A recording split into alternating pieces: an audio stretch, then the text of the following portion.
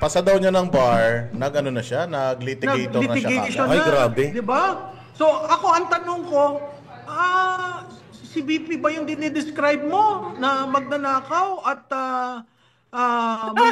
walang CDF? Hindi ba spokesperson siya ng presidente? Hindi ko maintindihan talaga kung ano talaga ang gusto niya sa buhay niya. Mamahal sa bansa. Na natutunan natin o pinalakas o pinaigting ng isang Rodrigo Duterte. Nagsasabi nyo, ano ang sasagutin niya niyan bukas? Mabibigat yung mga binitaw. Pero may tanong ako sa... Kanina nagsabi siya na hindi daw niya best friend si Vice President kasi hindi daw siya hindi daw siya magnanakaw at wala daw siyang confidential. Tsaka pasa daw niya ng bar, nag-ano na siya, nag-litigator na siya kagad. Ay, grabe. Diba? So ako ang tanong ko, si BP ba yung dinidescribe mo na magnanakaw at walang CDF?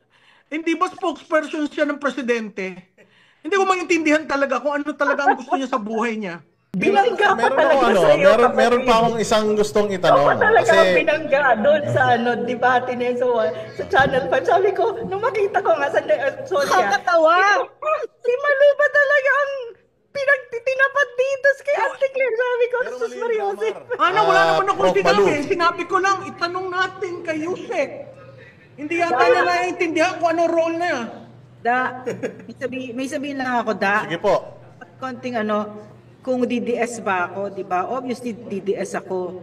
Pero nung nanalo si PRRD, one week after niya manalo, tinawagan ako para sumali sa group, sa team niya. But it took me 8 months to say yes. Kasi, katulad nating lahat dito, nag-iisip talaga ako, no? Kasi gusto ko makita. Baka naman ibibigay ko yung buhay ko, tapos magnanakaw ka pala, di ba? Kasi kilala ko sarili ko Nabibigay ko talaga lahat dito kasi tatay ko public servant So alam ko kung ano yung public servant, hindi rin magnanakaw tatay ko, tapat, di ba, etc. Ayoko maging public servant, ang hirap-hirap ng buhay na yan, di ba? Ganda-ganda na practice ko sa medicine, ang dami-dami kong pera, sayang, di ba? Pero 8 months talaga tinignan ko talaga. So tapos ngayon, wala na. So, nakita ko totoong presidential. Sa Somalia, ako talaga privilege of a lifetime talaga. Ang sarap, araw-araw na nagtrabaho ako. Kasi work with and for the poor all my adult life, di ba? Tapos, hanggang ngayon, di na siya president. Tuloy-tuloy pa din kami, no? So, katulad sinabi ni Malu, ano ba yung shared ground? Pagmamahal mo sa bayan, yun. Siya yun PRRD yun Siya talaga nagmamahal sa bayan. Punta ka sa bahay niya. Sigurado ka, hindi nagnakaw talaga ito. Diba? At saka Lorraine, natouch ako sa kanya nung si Prime Minister Abe went to his house. Yeah. The Japanese were so parang shocked. Na, wow, is this for real? Does he live here? Does he eat this? And usually, di ba, mahihiya tayo kasi ang gusto natin, ang Pilipino, ang kultura, the best. Best foot forward. Pero that taught us a lesson that even if you are the highest leader of this country, being simple and being authentic actually has its own reward. And Malu, very important as a public servant, simplicity, humility, 'di ba, na nakalimutan na natin. Oo. Kasi mo pupunta sa slum area si Benny Abante. Tarantado, 'di ba? Dala-dala niya yung motorsiklo niyang mamahalin, kundi ka ba naman tanga, 'di ba? Insensitive. Diba? Insensitive, out of touch like this DTI secretary. So diba? Out of touch. Kaya nga yung salitang tone deaf. Yes. Di ba? Kailan lang nauso yung tone deaf? Itong administrasyon na to. Pinanindigan niyang 500 na yan. Prof. Malu, nakita ko nga yung post na pinanindigan mo pa talaga. Oo, nagpunta kasi siya, talagang kaya daw yung 500 pesos na... Sumagot pa siya Hindi yung kaya. Walang gas, walang bawang sibuyas kamatis. Di ba? Saan ka naman nakita spaghetti at saka sauce? Prof. Yeah, Malu, but Prof. Malu, may ano, tanong lang ako, ano, Prof. Wag na Malu. lang, tabangan na lang konti. Wala nang Baka drinks. wag na masyadong madaming spaghetti sauce. Ano na lang, medyo tabang-tabangan na lang para jeta ng konti. Damihan na lang na asin. Boss Dada, ganito yun. Okay, may spaghetti ka with complete, anong tawag niya, yung hotdog, may tomato sauce, or hindi nga tomato sauce, kasi hindi mo kayang tomato sauce sa 500 eh. Yung ketchup and all, nagkagawa ka. Ang problema mo, wala kang pantulak, wala kang drinks. So, mababulunan ka. Dahil ang 500, hindi ka kasya sa isang Coke na Yeah, but that it very Prof. clearly mirrors the heartlessness of Bongbong Marcos towards the poor. Wala Prof. kang Malu, may wala tanong lang kang ako, Prof. Malu. Ano yun? Oo, kasi, di ba, medyo nagka-iringan kayo nung best friend mo doon. Napansin ko, parang mainit na talaga ulo niya nung araw na yun. Stress Oo ba nga. siya o baka meron Parang siya, hindi natin parang alam. Agit na agit siya Oo, eh. di ba? Agit na Medyo agit. ibang aura niya noon eh. Before ba noon, ano na siya? Ganun siya ng ganun, Manu. Mainit na ulo? Tsaka nanginginig din yung panga niya nun. Kasi dapat hindi kami magkasabay. Pagkatapos nung time niya, ako dapat yung susunod. Natakot pa sa Sinabi lang- pawan? Sinabi nung producer, ma'am, pwede ka bang kasabay ni Yusek Claire? So sabi ko, sigurado kayo, gumanon ako. Gumanon ako, tapos sabi ko sa kanila, ako okay, tanungin mo siya. Hindi ko alam kung tinanong. So nung pinasok ako sa studio, medyo umiba ang... Parang umiba ang timpla, oo. Baka nung ang nalaman na kasabay problema, ka, ma'am, uminit na ang ulo niya.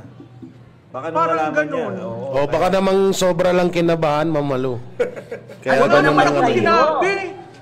Di ba? Uy, ano ba mga kasama? Sa hirap ng trabaho niya, ipagtanggol yung kanyang boss. Hirap. Ano ba naman yan? Stress na, stress na. No? Palagay ko, nainggit siya sa niya, suot mo. Baka sa get up mo siya nainggit, madam. Hindi, pareho kami nakapula nun eh. Nakamaroon ako eh. Oo, pareha sila eh.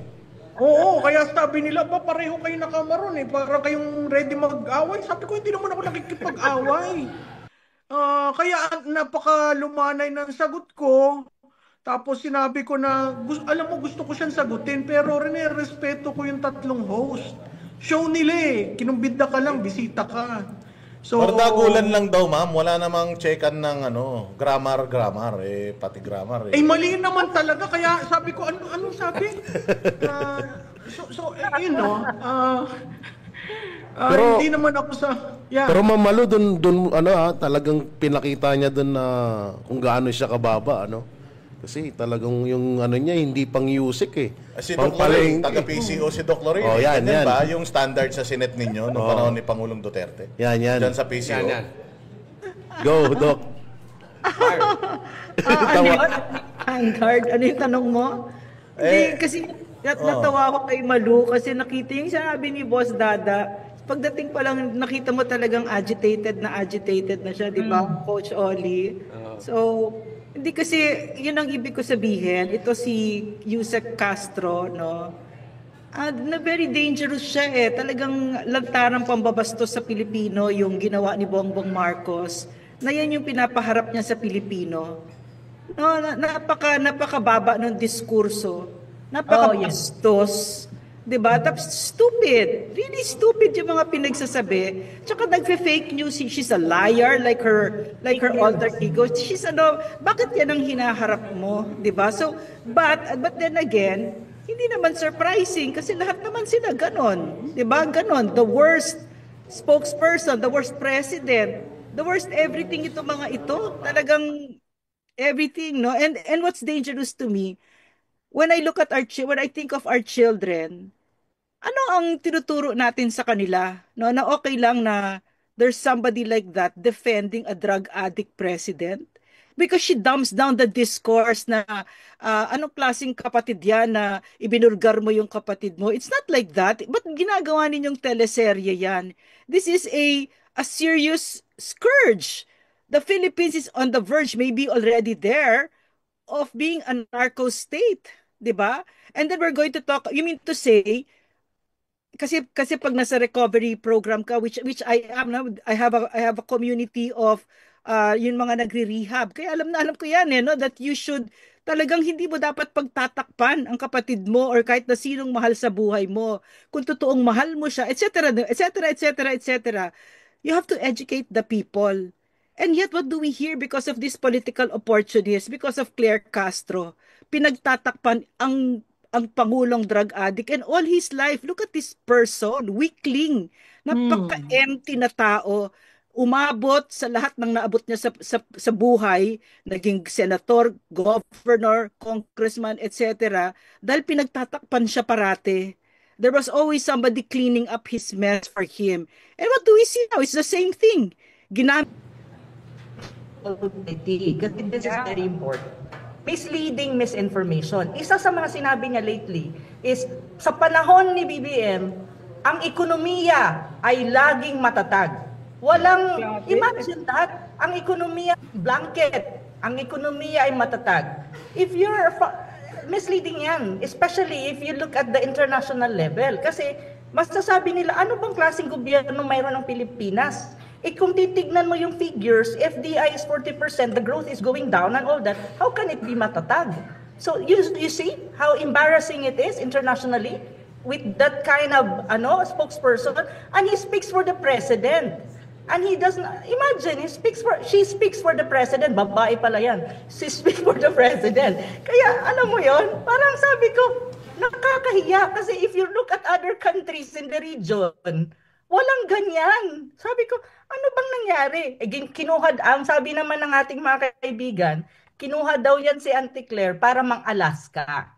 Sabi ko, ganun ba kababaw talaga ang gobyerno na ito? Nakukuha ka ng isang tao na magiging presidential quote-unquote spokesperson mo or ng gobyerno para lang mang-Alaska sa mga so-called sa mga DDS daw. Sabi ko, so ganun na pala ang na-reduce ang presidential communication. Ang trabaho pala nila ngayon is mang-Alaska lang ng DDS kasi hindi nila kayang tapatan ang pang-Alaska or ang mga argument ng mga DDS. Ganun ba yun? Is that how it is? Anong klaseng gobyerno meron ka kung ganun lang? Diba? Parang ang gulo, kasi Malu, Ana, Malu, everybody, no? Nagugulat ako talaga dyan sa PCO na yan because it's a very different animal from what we had. Parang kita mo talaga hindi nila alam ang mandato nila. Kasi yan si Lisa Marcos, ginawa niya yung PR firm niya, taga-photoshop niya, taga-bayad ng mga trolls, which is such a far cry from what we were doing before. Yung sa amin maliwanag kasi nakasulat naman sa mandato ninyo eh. You're supposed to communicate the programs of the president and the executive branch all the way down to the grassroots level. Mahalaga yun, napakahalaga nun kasi binibigyan mo ng feelings of wellness yung mga kababayan mo na may parating na ganitong programa ang president, punta kayo dito, ito yung etc. Diba? That information. It's not like that. Sa kanila, sa kanila, it's really, i-photoshop mo yung pagbumuka ng first lady, yung kanyang belly, yung beer belly niya, etc. niya. Family, pala yan? Family communication machine. It's not the country's, communication, supposedly communicating what's going on in government. Pala siya, family-owned na pala siya. In cases of the family, family needs and family defense. Kaya maganda yung magiging hearing ni Senator Robin Padilla tungkol sa paggamit ng trolls. Yun. Kasi from the Tangko-led PR agency, yung Common Sense, at saka may dalawa pa akong alam na gumagawa niyan para sa administrasyon. Tapos sinabi ni BFF ko na wala daw authentic. Nahuli siya dahil yung voice clip ang voice clip ang ginamit ni Senator Robin. So maganda yan para to prove to everyone. At saka uulitin ko, may AI. So yung exchange namin dalawa, ginamit ko si Grok. Tinanong ko, how do you characterize the exchange between Yusek Claire and Malutikia? Sinabi niya sa akin, sinabi sa akin ni Grok, yung first few minutes, si Studio ang nag-promote. And then nag-take over troll-like behavior of Yusek, blah, blah, blah, and her team. That is Grok. Tapos sinabi, yung DDS mahina daw sa mag-cut at paste. So kung sino ang mabilis mag-edit, siya yung nananalo. And then I subjected that to Meltwater. We have a Meltwater social listening. Okay, yes. Nakita ko rin. Sabi ko, oh my God, talaga nag-pick. Pero dahil troll-like behavior, nag-drop. So they need to sustain that. Unlike yung authentic ng organic ng mga Duterte. Just before we I just want to congratulate those who came up with this idea, yung online rally. Kasi pinakuha ko yung, sabi ko, kunin nyo nga yung data. The first 11 hours, we had viewership at 82,000. Wow. Oo. Tapos, in terms of age, 35 to 54 years old, 63% are from that cohort. And then, saan nanggagaling yung viewership? Davao, Quezon City, Manila, for a total of 67%. But I'm surprised with Hong Kong. Hong Kong was 8%. Yeah. So, I think this is what we did today is something that can be done again and probably a lot better. So, congratulations dun sa mga nagplano. Mabuhay kayo dahil problema pa tayo sa internet kanina, pero mas marami pa lang nanood sa atin kaysa sa nag-PTA meeting sa Luneta kanina. Oo, pero yung first 8 hours, ang viewership was 79%. So yung magandang i-breakdown yung per hour, kung ilan yung nanonood, at mukhang nag-i-increase tayo as we hit probably the OFWs. So ngayong gabi. Oo, so maraming salamat dun sa nagplano. Na-accuse ako na SMNI lang daw ako. Pero binabati ko ang SMNI, minamaliit ang may isang academician sabi yung si Tikia pang SMNI lang. Sinagot ko siya, sabi ko oo, kasi yan yung iniipit nyo at binabastos nyo. So, talagang di ba pag nag-invite si SMNI, oo kaagad ako. Kasi yun ang tulong ko dahil sa ginawa sa inyong pang-aapi. Ngayon, ikaw yung si Sub-Saharan. Oo, siya yung nagsabi. Si Tikia pang SMNI lang. Wala naman yung international. Hindi mo ako nagbubuhat ng bangko ko. Ba't ko pagmamalaki yun? SMNI. Tama. Alam mo, years from now, pag nalampasan na natin ito, we're going to look back talaga at SMNI at it was a guiding light. It stood its ground talaga, and it really redefined. Klaruhin lang natin, ha? Klaruhin lang po ay Panawagan ng Bayan Virtual Rally. At alam nyo naman, natutulog na yung mga nag-PTA meeting. Tayo nandirito pa rin, nag-uusap-usap. Kung alam nga lang, mali ang diskarte pala. Dapat pala kaninang umaga pa, pinagsabay na kayong tatlo. Kasi yung buong araw, kulang pa sa inyo ayun na nga, dahil doon, kulang na kulang oras natin. Palagay ko, napakagandang nito, napakagandang panimula nito at napakaganda rin ng mga numero na ipinesent ni Prof. Malu. Mukhang mapapadalas ito Di ba? Kasi kailangan natin kailangan natin talaga ma-inform ang tao. May sabihin si Prof. Malu. Prof. Malu, kapatid, mamaya sandali. Isisingit ko lang. Yung Sub-Saharan na yan, masasub-Saharan talaga yan sa pagdating ng tamang panahon. Kasi kailan lang may nakita akong kadebate ka na naman, Prof. Malu, yung pinsan ni Sub-Saharan.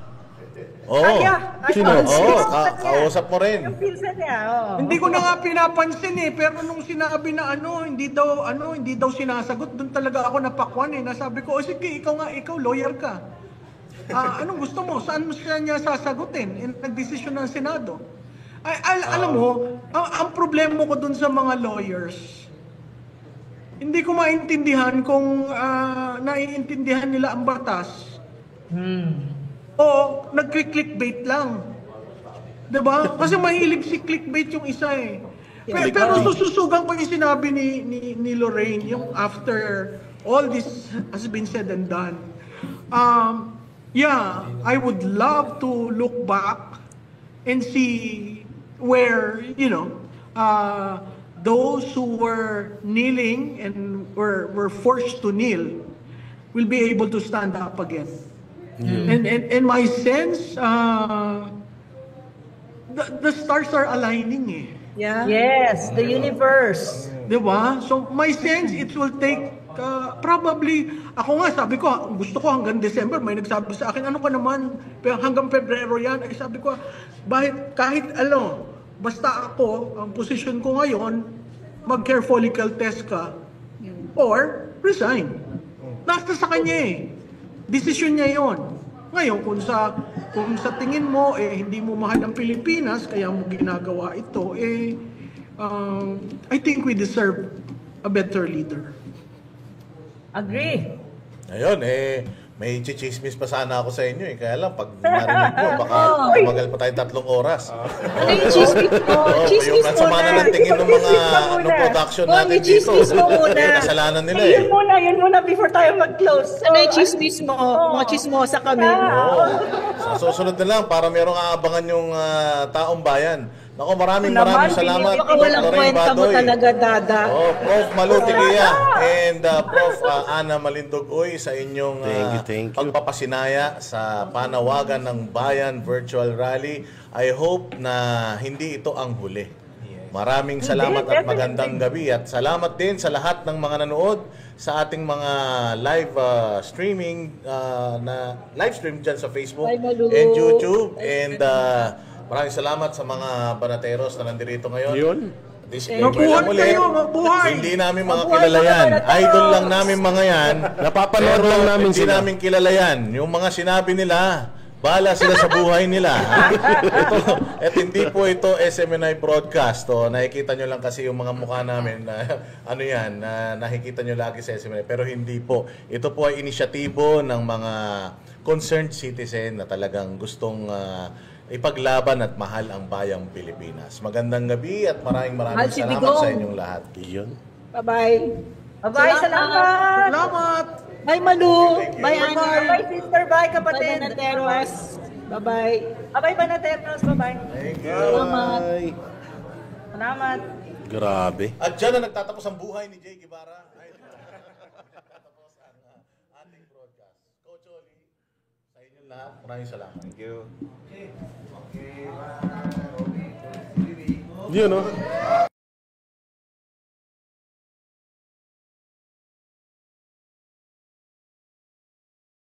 Kami ang boses ng masa, hindi natatakot. Katotohanan lang, di kami nalulunod. Walang bahid ng sismis, lahat ay totoo. Kahit sino ka pa, pag mali ka babanatan ka. Walang pinipili kulay, wala kaming kinikilingan. Basta para sa bayan, kami lalaban. Pag tama palakpakan, pag mali banatan. Di matitinag, di matatakot, para sa bayan tuloy ang sigaw. Sa harap ng kamera, walang halong takot. Mga baluktot, lahat kayo'y tutumba. Ang hustisya at totoo, yun lang ang mahalaga. Kahit sinong harang, di kami matitinag. Walang pinipiling kulay, wala kaming kinikilingan. Basta para sa bayan, kami lalaban. Pag tama palakpakan, pag mali banatan. Di matitinag, di matatakot, para sa bayan, tuloy ang sigaw. Kung nasa tama ka, ikaw ay aming kasama. Pero pag mali ka, handa ka na bang mabasag? Banateros kami, walang inuuran, dahil bayan muna bago ang sarili.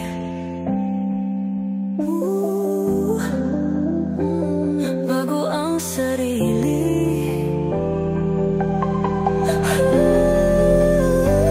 Pag tama palakpakan, pag mali banatan. Banateros ang sigaw, katotohanan ang laban.